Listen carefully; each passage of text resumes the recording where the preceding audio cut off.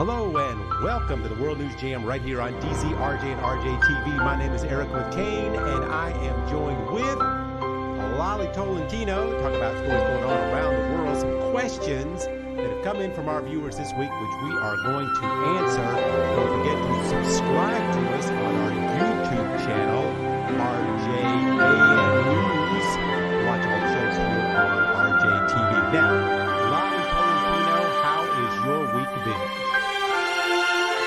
It's been pretty complicated, but then there's one thing that happened. What happened to you, Lalie Tolentino?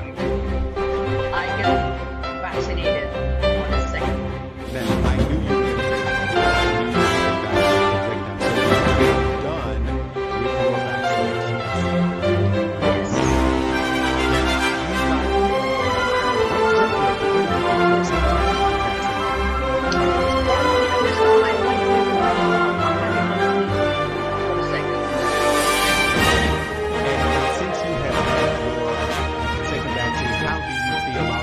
Because I have noticed that you are not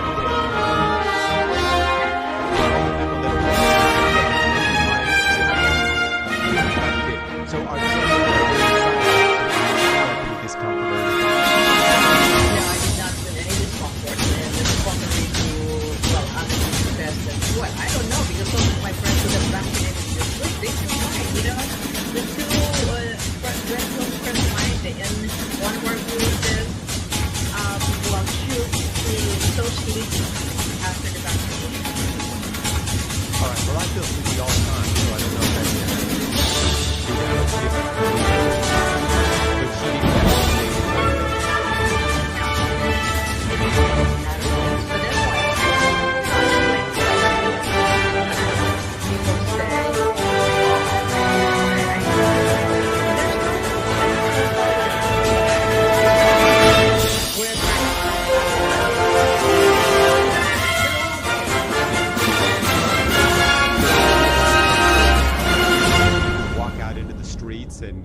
and go dancing? Well, to be honest, not, yes, that's another thing, but then you know what, since, I am vaccinated already, twice. I had my second job, but then we only have let's say about 2 million vaccinated. So how many population do we have in the Philippines? So I'm not that safe yet, meaning I still be wearing my mask and face shield when I go out. Anyway, I'm used to face mask. It's better to walk around wearing my face mask so that nobody will notice me, I think. Well, the great thing is with face mask is if somebody tries to take your picture, you don't really have to smile. You don't have to do that fake smile. Exactly. You can just, and you can sneeze without having to. Yeah, exactly. So I'm over a year now. I'm used to face mask. The only thing that I kind of hate sometimes is the facial, because it really blocks your, but if you're just by yourself, you can just wear it. You know what else I've found is if you wear a face mask, you never have to brush your teeth.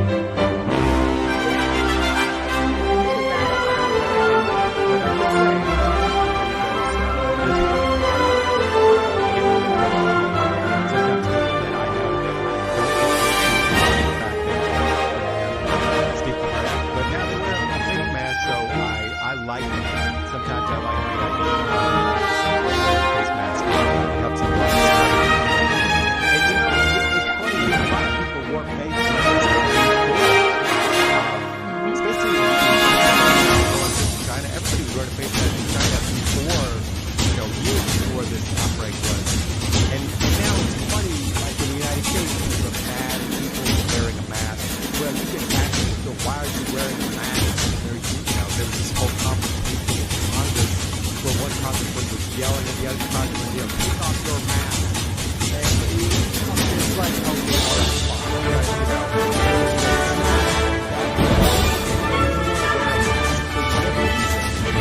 just wear a mask. Changed the way a lot of us live.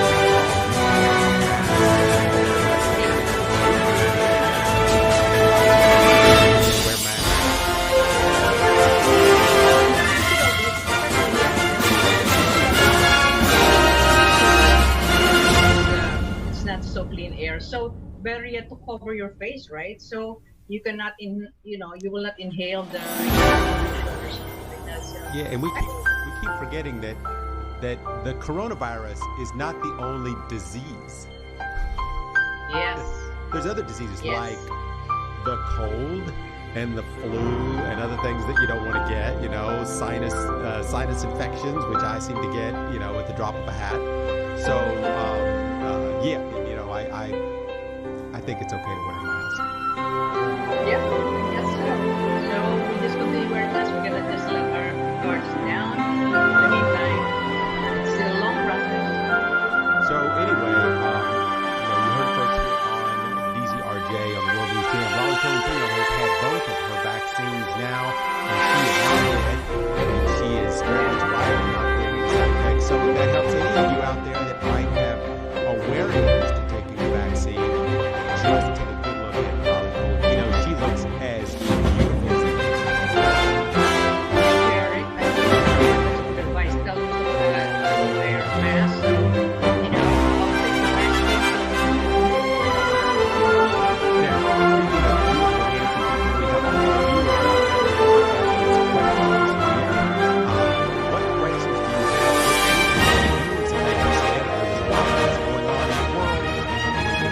yeah. All right. So our first question that we have for today is, what is the best between Israel and Palestine? Do you think there will It seems so. Well, first of all, there was an issue with Palestinian gatherings in Jerusalem beginning of Ramadan. This was the Israeli police that tried to block them, and that pretty much that lit the fuse to this latest encounter between the two nations.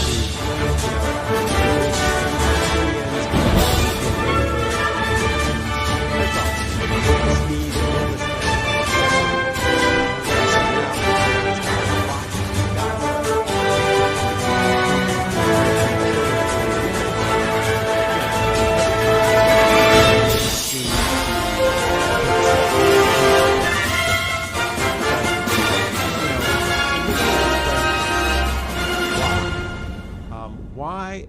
And this is a question that we will ask for the next. We've been asking it for 50 years. We'll ask it for the next 50 years. Why is everybody fighting over this little worthless piece of desert in the middle of nowhere?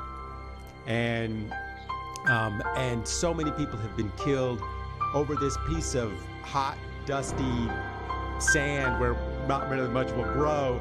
And it comes down to religion. It's one of the most sacred places in the world. It's where most religion, they say, a lot of it began in Jerusalem. And the Palestinians lived there forever. And the Israelis, they came and took it from them and they want it back. And they're not going to leave. And the Israelis are not going to give it back. And because in the world, if you have the biggest gun, we talked about this before, you're the one that gets to draw the lines. You're the one that gets to take over the country. And this is always the way it has been. And so the Palestinians, the reason that this thing has continued is because of the rest of the Muslim world, which still reveres the Palestinians as the truth of Israel. And so, they, for hundreds of years, they've been fighting. And this mosque, that they stopped them, one of the most holiest mosques in the world for the Muslims, and they're trying to stop them from going to that mosque, and that just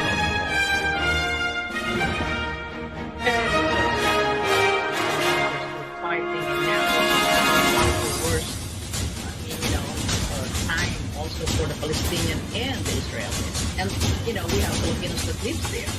And I saw the interview in one of our networks that, some people, they want to come back here, but they said when they come back to the Philippines, there's no job for them. So they would rather stick there and they would rather die there with. There are places like this particular mosque that we're talking about where only Muslims can pray. And there's places where the Jews go and they pray. And go to the other, then a fight starts. And this is the way it started throughout time. One person, has a dispute over one piece of land, and the city comes, and the city gets involved, and then the kingdom comes, and then before you know it, there's a war, and nobody even sometimes doesn't even remember how the whole war started. Now, in this past couple of years, Donald Trump, the President of the United States, said that Jerusalem is now the capital of Israel. Well, that didn't go over very well with anybody in the Muslim world. And so that, there's so many things that have been stirred into this pot now, that confrontations are just reverberating around the world. Because like I said, one small group and then another small group, and then before you know it, the people that are behind them, and then everybody's fighting, or now they're shooting rockets into neighborhoods in Gaza, and sometimes people don't even remember what we were fighting for in the first place. I just want this war to end because, nobody would benefit from both of them. Yeah, I mean, no matter how close they get to peace, and they have gotten to peace a couple of times in my lifetime, and every time they get getting closer to peace, then somebody fires a gun, and then somebody on this side fires a gun.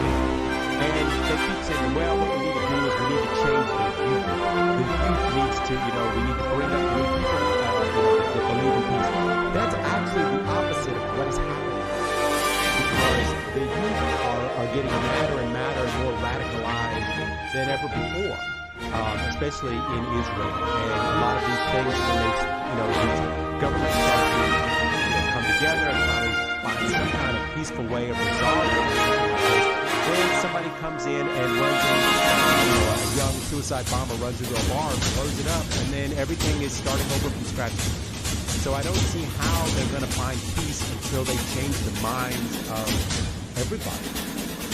And for me, and I want to, I don't want to go on and on about this subject, but there are so many places in this world with nothing, where there is no people, there's no thing, and we're all fighting over this one piece of desert.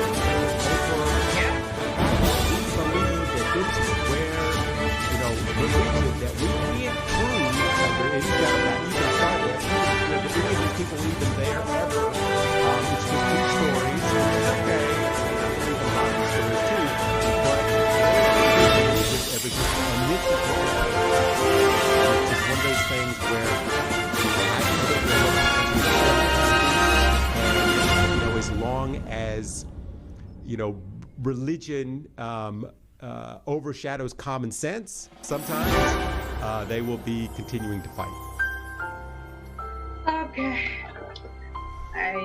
Maybe I should go there and talk to them and tell them. Yeah, go. We need Lalie Tolentino to go to Israel and have a talk. Oh no.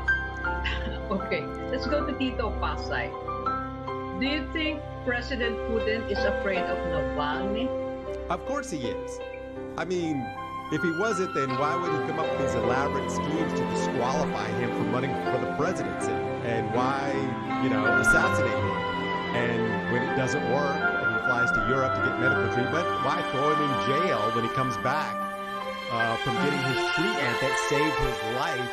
Because they say that he violated his probation from the fake embezzlement charge that they added before, where they stopped him from becoming president. Of course, Putin is afraid of this guy, and he tries not to be, but you can tell. I mean,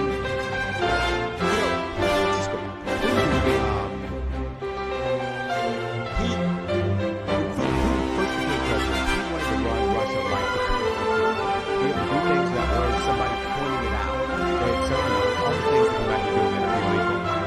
And so he took over all the media, TV, the radio, the newspapers. He runs everything. So independent media is gone. So he can hide all his actions from the public and the world. So nobody will report on. The next thing after the election, making sure that he has control on who would get voted into office, and making sure that only his people could ever get elected. And as far as presidential election, he clearly put in his own people to run against him. he could control exactly what he would say. And that's what, the whole world is calling, democracy in Russia is kind of a joke. And, but the biggest thing, Putin controls the vote count. So clearly there was nobody that could ever run against him and ever win. Because he runs everything in regards to exactly how who can run and how votes are counted and so forth. So even after that, he took over the most then I will say you're embezzling from your company and we will have a fake trial and we'll throw you in jail. And that's exactly what he did. And I will take all your stuff. And this is why Putin is now the richest man in the world, because he took everybody's stuff. And, it's a government that's run on corruption. I mean, I won't make examples of who they're like or who it's very similar to, but let's just say the entire government has been run on corruption. And this guy, Navalny, figured out a way to show everybody what's happening. He made a blog, and he had this blog, and he put it up on Facebook, and everybody was seeing it, and he circumvented the media. He ran for mayor of Moscow, and the media didn't even they gave him zero coverage on him running for mayor. But he managed to almost win. And when it would look like he was about to win, then they charged him for embezzlement. Okay, so because that's the problem. If somebody's really controlling the country, nobody can really, in a way, because he has everything with the media, the money, the power and everything. So, that's for Navalny. And this guy. What's interesting, and I got to say this about Navalny, is what he didn't even realize was happening.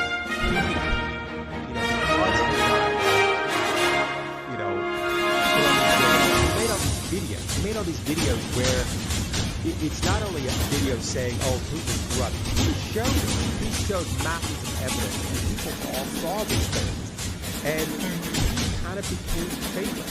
And he is like, right now, whether he wants to or not, he is the second most popular politician in Russia under Putin. And so, Putin tried to ignore him, and then he's like, okay, I can't ignore this guy, and he's assassinated. So they tried to assassinate him, and then they almost did. However, he was able to get out of Moscow hospital because they must have food poisoning, and he got to Germany, and then they got him stuck. And then tricked the guy who poisoned him into telling him how they did it. Played it on the internet, everybody saw it. So, yeah, I can't even believe that this guy is still alive, because if anybody speaks out against Putin or they protest against Putin, he has them killed. But what Navalny does is he's gotten very, very good at creating these protest marches. And Putin, if you protest against him, he can have you killed if there's 20 or 30 people. But if there's hundreds of thousands, he can't kill hundreds of thousands of people. And this is why I believe that Putin is now somewhat afraid of this guy, because he's able to amass all these people. And right now, Putin's approval numbers have been dropping. Especially after he made himself president for life. He changed the laws in Russia and made himself president for life. So right now he's not doing too well. And the way he's going to stay president for life is people are going to have to like him. But if the public turns against him, because right now the Russian economy is, it's not doing so well. And so, this is a good chance for these guys like Lalie. Now, Lalie can't run for president because he has now been convicted of a crime that they, made up. So, but he's still, even though he's been almost assassinated, he's still, doing his videos. And he just did a video that he released just recently, which I saw, which is called The Biggest Bribe Ever. And it's how Putin was given this incredible mansion, this massive mansion, and how he was bribed with it. And it's all a video, and, like I said, Putin's not right now the most popular. Before he used to say, my popularity is 99% in Russia. Well, there's no way it's 99%. Okay. It's hard to be, a politician who wants to stay in power for life. Make yourself somebody God. Like him. I am the god of Russia. Okay, so let's now go to Enchong Malalim. Is Bitcoin cryptocurrency the new thing instead of cash? How safe is that? Okay, so this is a question I get asked a lot, actually, about Bitcoin. And Bitcoin is a gamble. It is. If you bought it in 2013, it was $20,000. If you sold it in 2018, it was $3,500. And then if you held it until 2020, it was worth $56,000. It is like, it is one of the craziest, volatile, pieces of tender that you can own.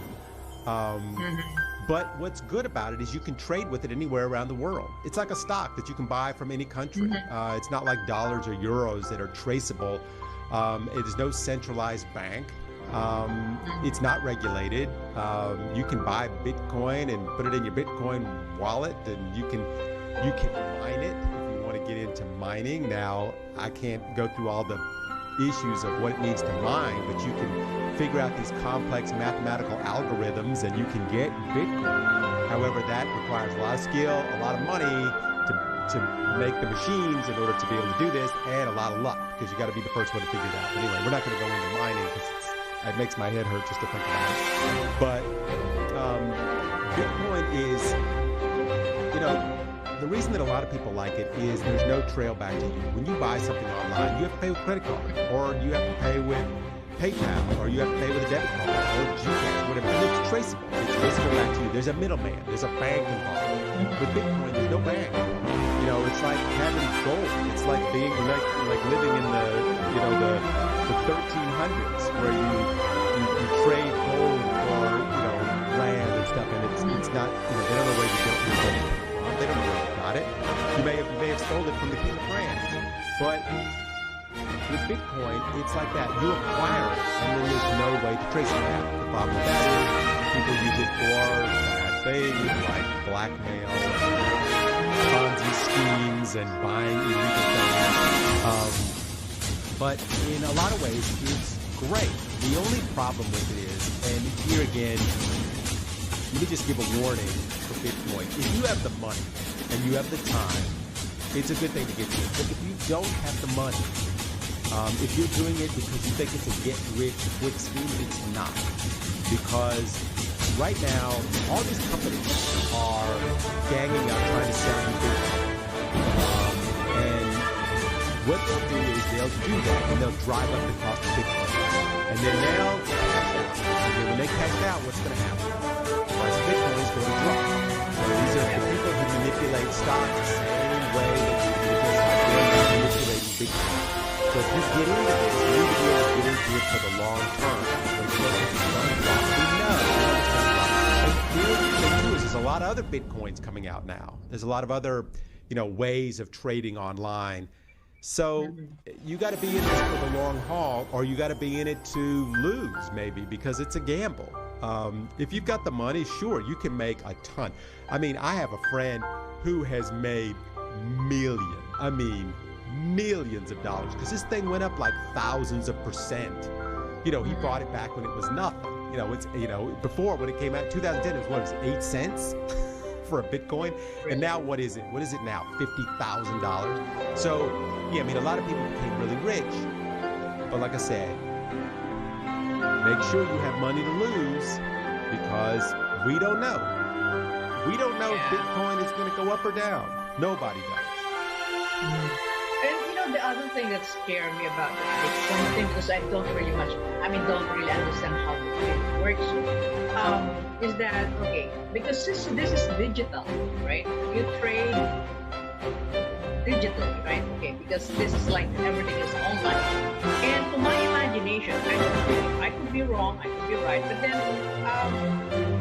what if they just one click, fingers of somebody, one touch, and it's gone. Everything is gone. You think it's possible? This is the one thing. Well, if you have cash, for example, I have cash, I have it in my wherever safety deposit box, or I have it in the bank. At least I know that I have money there, right? But then with this one, though, there's a advantage. Like you can trade, you can use it to buy something, by using the app. But then it's kind of scary anyway. I don't know. That's my personal opinion about it. What is scary about it? Originally, this thing was designed to buy stuff. It was designed to trade. But now people are not buying it to trade. They're buying it to keep it, and make money, and resell it. So it's no longer, it's gold is what it is. It's a piece of gold. And so it's online. The whole thing is online. There is nothing there's no Bitcoin you're going to hold in your hand. So it's hacked. Conceivably, everything can be hacked. Conceivably, every bank in the world. Hey, look what happened to the power grid, in the United States. They hacked that. The company that deals it out, we can get it another time, but the deals in gasoline fuel and oil was hacked recently, and they had to pay a lot of money to these hackers because they were able to infiltrate their machines. So yeah, it's possible. Banks are hard to hack these days. It is. It's hard to hack a bank because they're very good at it. But hey, there may be some kid around the corner that's figured out a way to do it.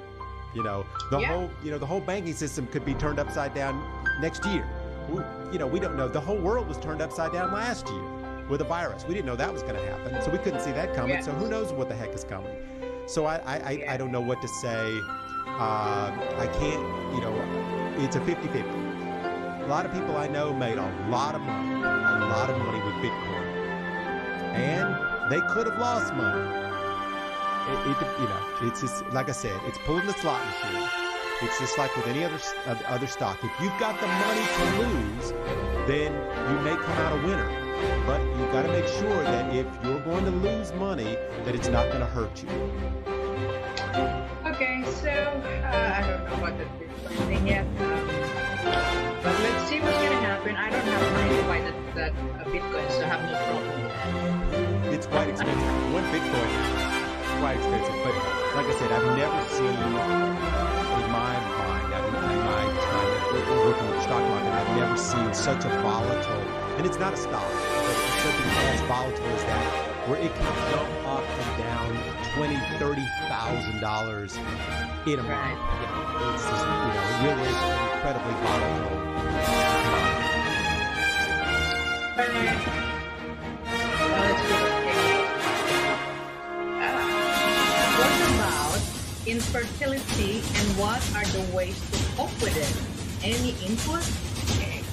Let me see your expertise. Yeah, this is an interesting subject, and we have spoken about infertility on the show before, as how much money is being spent on infertility by women, because it's one of the biggest parts of being a human being is having children, being able to raise and nurture a child. That you and your spouse will share for a lifetime. But what if you can't? What if you can't? That part of your life is you can't do it. You're not blessed with that part of being a human being. So what can you do? You can go to a fertility clinic. They can do amazing things at fertility clinics for a price. It's not a small price. It's a big price. They can remove your eggs and implant sperm into them, even put them back into a different woman, and then the child that comes out is going to be yours. But like I said, you can spend a lot of money on this, and it doesn't always work. It works. I mean, they're getting really good at it. They're getting much better at it, but it doesn't always work. And what I would like to say on this subject is, it's not the end of the world if you can't be a parent of a child with your DNA. Why is everyone around the world is having babies? And I know anger and resentment comes into it a lot, because you see a lot of people having babies that shouldn't be having babies, that don't even want to have babies, and they have children that they don't want, and they have to discard whatever because they don't want them. Why can't I have a baby? And sometimes that's just the way things are. But there are so many unwanted children in this world, so many children that are unloved, that just are waiting for a parent. And how much does it matter, really, if the child has your DNA? That's the question. And for me, I know, because I have friends who tried doing this infertility, and I know some people, and I know some people, got kids from doing this, right? I mean, we know all some celebrities did this, and friends from the church, I know couples, they've been married up to now, no children, no kids, but they're happy without the kids, because they say, well, God is not just kids, but it doesn't stop our relationship, the husband and wife, right? Because the first place you got married, the two of you, because you want to live forever, the two of you. Children, a child is a bonus, right? But not every couple will be given a child, children. Some are, they have unborn children. I mean, they give birth to, being unwed mother, because of, what's happening in our society.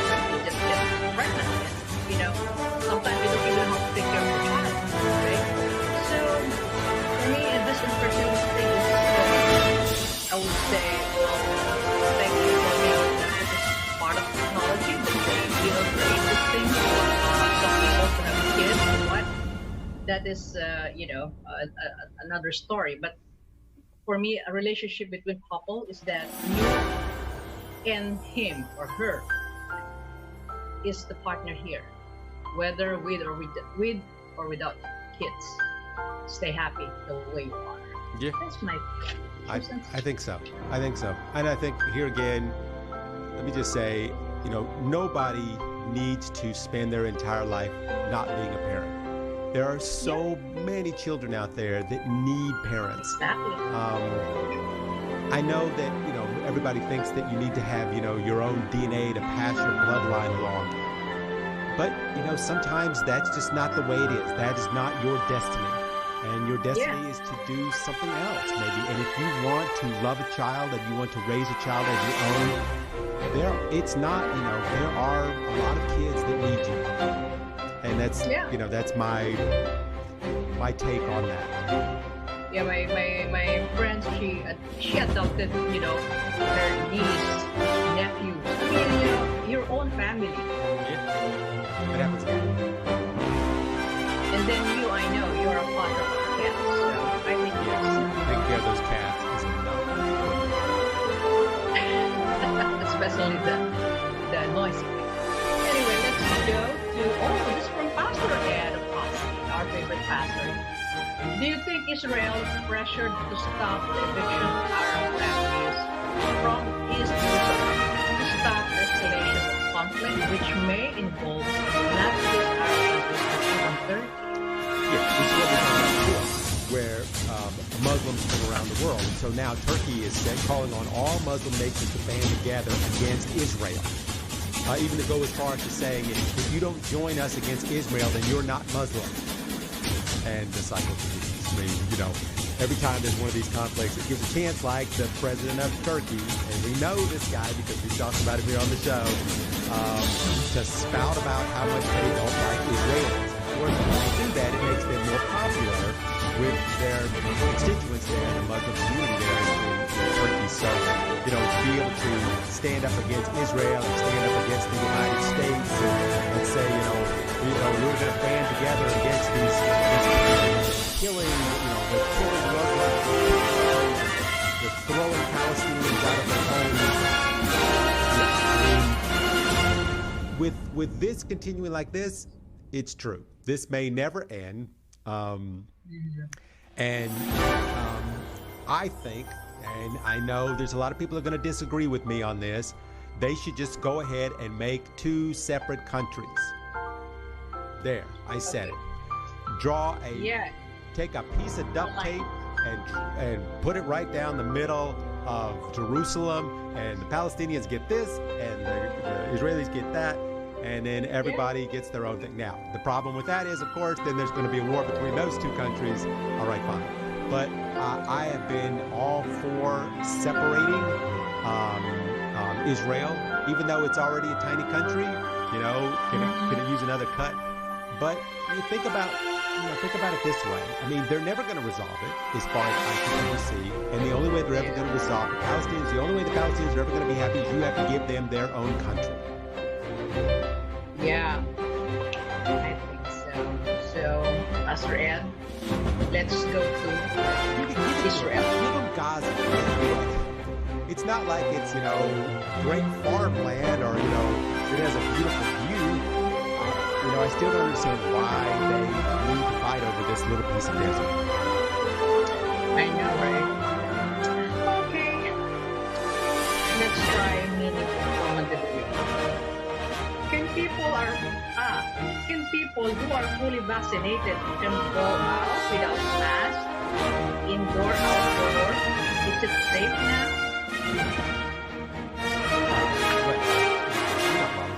But you can say that getting the vaccine can keep you from getting very sick with the virus. That's what that vaccine does, we explained before. However, those vaccines are not foolproof, and they don't know yet if it would stop you from spreading the virus. It will stop you from getting sick, but will it stop you from getting the virus and spreading it? Now, we already know that people that have gotten vaccinated have gotten the virus. NBA player was in the news last week, and he was fully vaccinated, and he ended up getting the virus. He's not going to get sick. He has the vaccine, but could he spread it to someone who will get sick? That's the question that we have to ask. And this has been an issue for many people. The vaccine is great, but you could inadvertently, because you have the vaccine, give the virus to someone else. And they're calling it now the silent spreader. These people that have the vaccine and it's still being able to get the virus. And they've also coined this phrase, the Great Race, because once you get the vaccine and then you get COVID, let's say, can the virus replicate faster than the immune system can catch up with it? So that's been the issue, is which is faster. And the vaccine is given into your muscles. It's injected into your muscles. However, the virus transpires in your nose.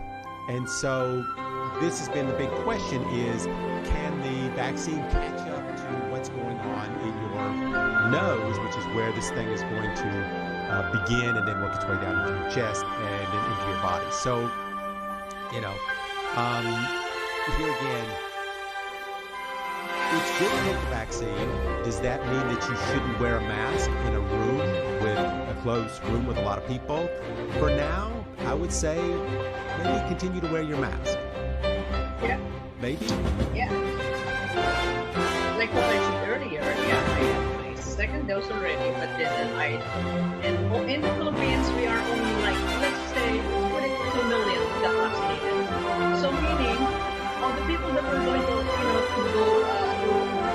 when we go out, maybe they're not vaccinated yet. I am vaccinated, right? So it is just for the protection of myself and the people around me. So better yet, still continue wearing masks. Indoor, outdoor. I mean, it's good to hurt you. 70% of the public needs to get vaccinated. Yeah. So we've been working on this for how long now? And we've gotten 1.something% vaccinated so far. And none of these vaccines are foolproof. None of them are 100%. Sinovac is 50, 60, Pfizer is 90. None of them are completely foolproof that you won't get the disease. And you may get the disease, but you may not get sick from it. But that's the issue. Now, here again, let me just make one other point here. We've had smallpox vaccines, polio vaccines, but if you yourself went to another planet, you probably give everybody smallpox and polio. We have it. It's in our body. We have it. But we're immune to it. We're immune to it because we all have been vaccinated, and over time we've developed herd immunity among the population, so we don't get smallpox. It doesn't mean that we don't have it. It doesn't mean that we don't have polio. If we went, like I said, if we went to Mars, we'd give call the Martians polio, and then they would blow up our planet because we killed them all. So I don't know. I mean, this is what vaccines. This is how vaccines are, and this vaccine, it's going to have to change in another couple of years. It is. Yeah, it will. It will change, but then in the meantime, whatever, like I was telling friends, okay, just take it whatever's available. Don't be so choosy. Oh, I want Moderna. Oh, I want Pfizer. Said no, whatever's available, because what if you're gonna get it December, you're gonna get it next year. So I'd rather have something than nothing at all. Yeah, eat the bread today because the bread may be gone tomorrow. And we don't know what is going to happen in the Philippines in the next couple of months. We hope that the vaccine thing will continue and we'll be able to get more and more people vaccinated. However, I have to say, if we continue to go at the same rate that we already may get everybody vaccinated in 9 years that they are estimating. So, but we don't know what vaccines are going to be available in July, or available in August. So if you have a chance to take the vaccine now, and this is the argument that I've had with multiple people. They are able to get the vaccine now, and they won't take it. And I'm like, it could be a side effect, and I may die. Nobody has died yet that I know of from taking the Sinovac vaccine. If somebody knows that somebody that has died from it, let me know. And I'll say it on the air, but I don't know anybody that has passed away from taking the vaccine. So I think that it's safe. I think that you should take it for a while, not forever, not outside. You don't have to be as crazy as we are now. Maybe wear your mask if you're inside a closed room with people who haven't had the vaccine yet. Yeah. Okay, take your vaccine, whatever is available. Okay, let's go now to Eddie of Manila. What do you think of the latest annulment in the Philippines? Do you think it's fair now than before? What do you know about this? The annulment in the Philippines. We don't have divorce, we have annulment. We talk about this before.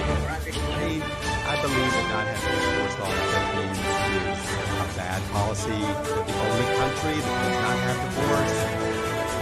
Argument with many people. So two people don't wish to be married. So that's not even the real meaning of the word. That's not what annulment means. Annulment means that, in legal terms, is that you were never married. The marriage never happened. Such as you got married to somebody, and then we find out later you were married to somebody else. So that marriage is annulled. Or you married, two young children got married without the consent of their parents, and that marriage is annulled because it never happened. So what they do in the Philippines is they use the annulment to mean divorce, which is what it means. And it is, I have to say, and a lot of people are going to yell at me, it is one of the biggest scams of corruption I have ever seen in the Philippines. 200, 300,000 pesos to just say that you're not married anymore. I mean, am I wrong? And then in that case, you may not even get it. You pay the judge 200,000 pesos, and he pays off all his people, and then in the end, you don't get it because he wants more money. And I've heard so many stories about the issues of what's going on, with these annulments, and the fact that you can get married and then 12 years later, 15 years later, as my other friend, and then get an annulment. Just make divorce legal. I don't understand why. I know the church doesn't believe in divorce, but the laws of the 1200s and the 1300s don't apply anymore. Two people. I'll just finish and let you come in on this. But two people, they're 18 years old and they're in love. I know. I've seen it. And then a year later, he gets drunk every night, sleeps with many women, and he gets tired. Get a job, demands that she works, and it takes her money to buy himself alcohol and drugs. She wants to leave this guy, and she tells him she wants to leave. So what does he do? He beats her because he knows that she can't leave it because there's no divorce and they don't have the money for the annulment. So now she must live in misery for the rest of her life. And what's going to happen? How bad can it get? And this is what, and this woman is supposed to stay married for what reason? Because of a religious law that we misinterpreted from a long time ago? a foreign man marries a young girlfriend and turns out to be a scammer and then takes all his money and gets his house. And then 20 years later, he meets a woman that he really does love and he can't marry her because he can't divorce her. He can't get a number with this girl because she won't agree to it, because she wants the money. He's stuck in a marriage for the rest of his life. He's got to go to court and find $22,000 to agree to get an annulment for a woman that won't do it. It's one of the forms of corruption in the country, and I should let Lalie Tolentino chime in because I know that you want to. Before I go crazy. Well, in the first place, annulment is really, there's some people present, oh, this is really ridiculous because, it will cost them like $300,000 to file for annulment. Okay. Now, in the first place, because there's this thing that they say, okay, I forgot the exact word that they use, but then this is something crazy about this annulment thing, and that's why they've been trying to make divorce legal in the Philippines, and it's been a clamor for a long time. But then, like you said, the religious sector, they don't want that. Okay, they want people to be together, even though they get beaten by the husband or maybe the wife or something from time to time. But then, my own personal view about this also, because I've seen it. I've seen friends who get beaten and, really a traumatic experience. Why not? Okay, first, what I'm going to tell the couple is this. Okay, work it out. Try to work it out. Maybe you're just loving this or whatever. Then work it out, and then, it can really work. Sometimes, maybe this is the time to it doesn't. What? Because I know some people that the husband or the wife killed just to be free, which is wrong. Why will we get there? Yeah. How do you get to that point? How do you get to that point? And I've had this argument on the radio with multiple people, and I say, this is the situation the girl is in right now. Let's just use, it happens both ways, because I can get in a bad situation too, but the girl's in a situation now where she may get killed. And the guys who know they should stay together should try and work it out. There is no working out. He is going to kill her eventually. He's going to beat her to death one day. So she should not be allowed to. Well, what she should have done is she shouldn't have married him in the first place. Since she did, it's her responsibility to work it out. And to me, that is the stupidest argument I have ever heard. Because when you get married, you may be of one mindset. And you may know the person, but we don't know what a person is going to be like. Nobody knows what another person is really like. We don't know what somebody is really like. We think we know. We meet them and we date them and we go out and have drinks and we have wine and we sit and watch Netflix together and we have a great time. But I don't know what he's going to be like 3 years from now. And he doesn't know what he's going to be like 3 years from now. And so sometimes our life is short enough as it is. And we have to live our life with this person being in fear of what's going to happen, or in a relationship where there is no love at all. And there may be children in this relationship, and the children may be suffering, and their lives are disrupted and cruelly, dealt with in cruel ways because of the fact that they cannot separate.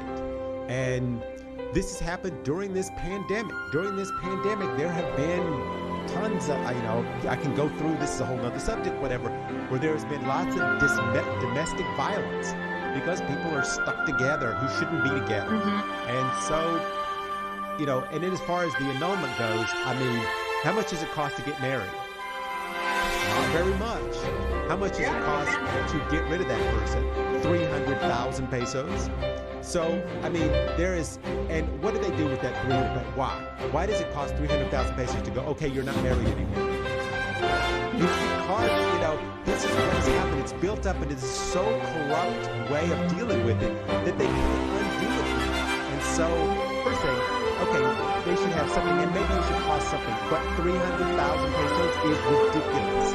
And it forces people to stay together, and it makes judges rich, and there are certain politicians, they don't want to undo this because they're making so much money out of it. And it just seems very obvious to me, and I think it is not good for the Filipino people. I know a lot of people are going to disagree with me, but that's just what I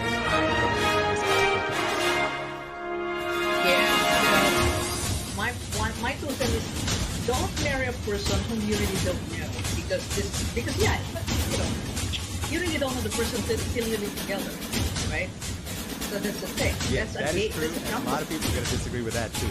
But I believe, and I've said this before, you shouldn't live together and you shouldn't have intimate relations until you get married.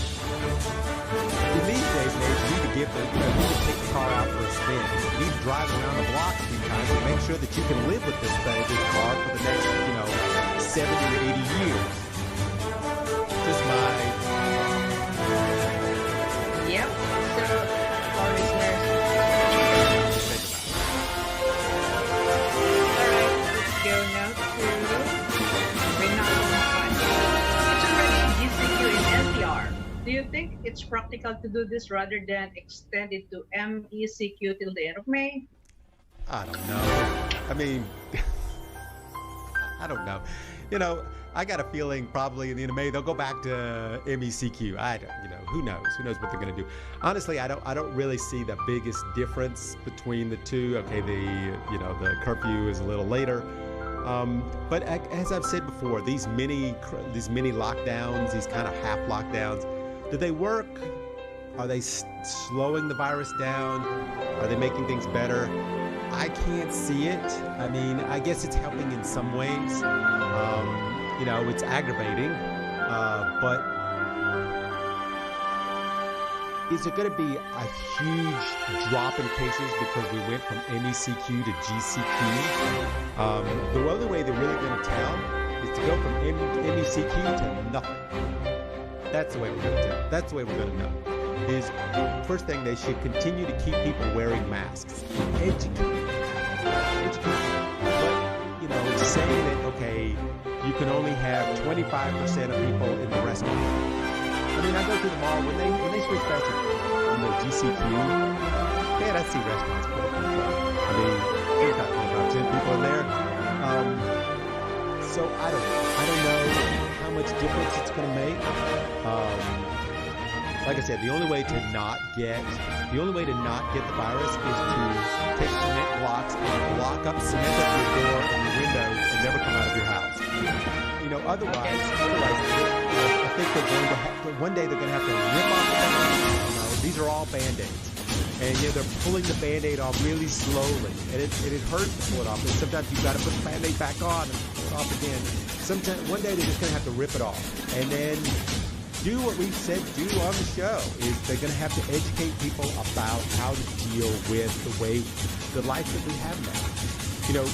Waiting until, May 30th and then going back to MECQ, is that going to help? I don't think so.